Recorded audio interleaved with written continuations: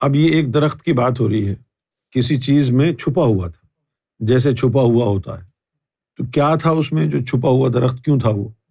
یہ بھی تو سوال اٹھتا ہے نا۔ عند سدرۃ المنتہا، سدرۃ المنتہا کے پاس، عندہا جنت المأویٰ، جنت ماوا کے پاس۔ اب یہ تمام چیزیں، جنت ماوا جو ہے، ظاہر ہے یہ تو عالم ملکوت میں ہے۔ معراج شریف کا جو سفر ہوا ہے اس میں اللہ تعالیٰ نے حضور صلی اللہ علیہ وسلم کے حوالے سے یہ بات بیان کی ہے کہ 3 دفعہ اس سفر میں حضور نے رب کو دیکھا۔ ایک نیچے آتے ہوئے دیکھا، سدرۃ المنتہا کے مقام پر دیکھا، ایک اور جگہ ہے، لیکن جھٹلانے والے پھر بھی جھٹلاتے ہیں، کہتے ہیں جی حضور نے دکھائی، اور بھونڈی باتیں کرتے ہیں، جہالت والی باتیں۔ شب معراج پہ دیکھنے کے لیے جبریل کو گئے تھے، اور جبریل تو لینے کے لیے آیا تھا زمین پہ۔ جبریل کہ اللہ تعالیٰ اس کو خوش رکھے، لیکن جبریل تو جبریل ہی ہے بیچارہ، کہاں محمد مصطفیٰ کی ذات اور کہاں جبریل۔ صرف ایک چھوٹا سا واقعہ آپ سن لیں، پھر آپ کو پتہ چلے گا کس کو دیکھنے گئے ہوں گے۔ جب اللہ تعالیٰ نے جبریل کو کہا کہ تم جاؤ اور ہمارے حبیب کو لے آؤ، تو ایسا نہیں تھا کہ جبریل کوئی کاندھے پہ بٹھا کے لے کے گئے تھے۔ سب سے پہلے جو ہے جبریل کو حکم کیا تھا کہ تم جب جاؤ تو اس وقت تو وہ آرام فرما رہے ہوں گے، سو رہے ہوں گے، تو اٹھانے کے لیے تم آواز مت دینا، کہیں ڈسٹرب نہ ہو جائیں، اٹھانے کے لیے آواز نہ دینا، ایسا نہ ہو کہ حضور میرا محبوب ڈسٹرب ہو جائے۔ تو جبریل نے کہا تو پھر کیا کروں، کیسے اٹھاؤں؟ تو اللہ نے فرمایا کہ تم اپنی آنکھیں ان کے تلووں کو لگانا، تو ٹھنڈک جب پیروں میں جائے گی تو اس سے بیدار ہو جائیں گے۔ تو جبریل نے یہی کیا۔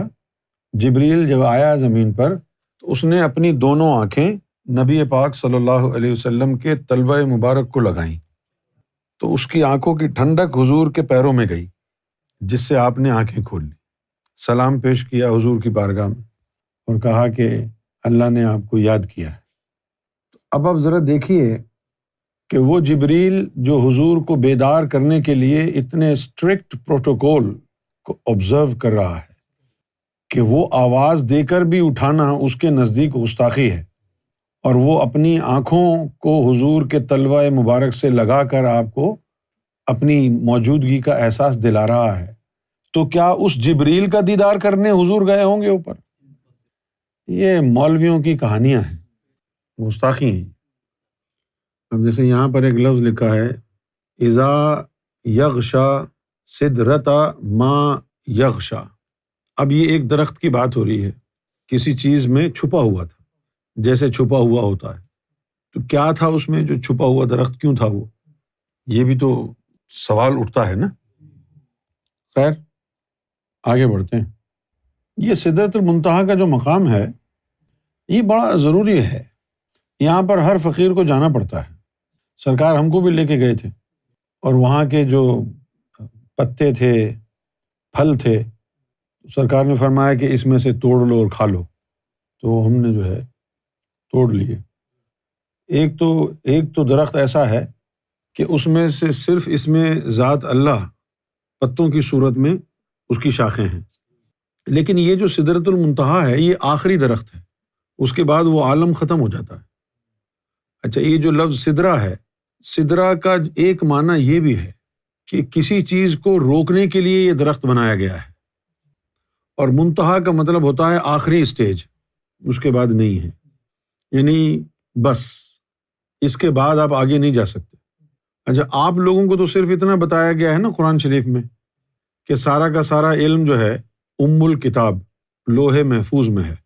یہ لوح محفوظ جو ہے نا، یہ بالکل ہی ایک عام سی چیز ہے جس کے اندر عام علم ہے، جو خاص علم ہے وہ انہی درختوں میں ہے۔ یہ عام علم ہے جس میں صحیفے اور وحی ہیں، مختلف علاقے کے لوگوں کے حساب سے ان کے لیے شریعت کی تعلیم، یہ والا علم ہے لوح محفوظ میں۔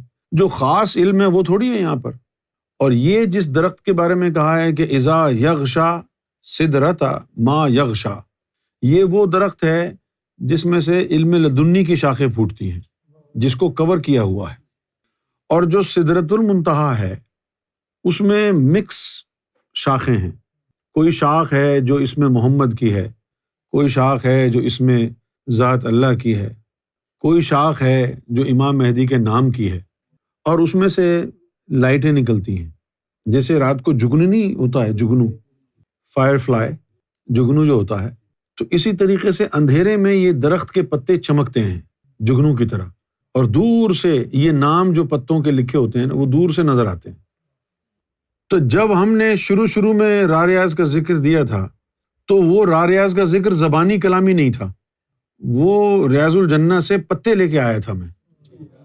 وہ جو زبانی کلامی ذکر ہوتا ہے نا، ہاں، وہ ذکر جو ہے کچھ بھی نہیں ہے۔ یہ والا جو پتے والا ذکر ہے یہ انسان کی روح کے اندر رس کی طرح چلا جاتا ہے، جدا نہیں کر سکتے پھر اس کو، وہ کبھی گمراہ نہیں ہو سکتا۔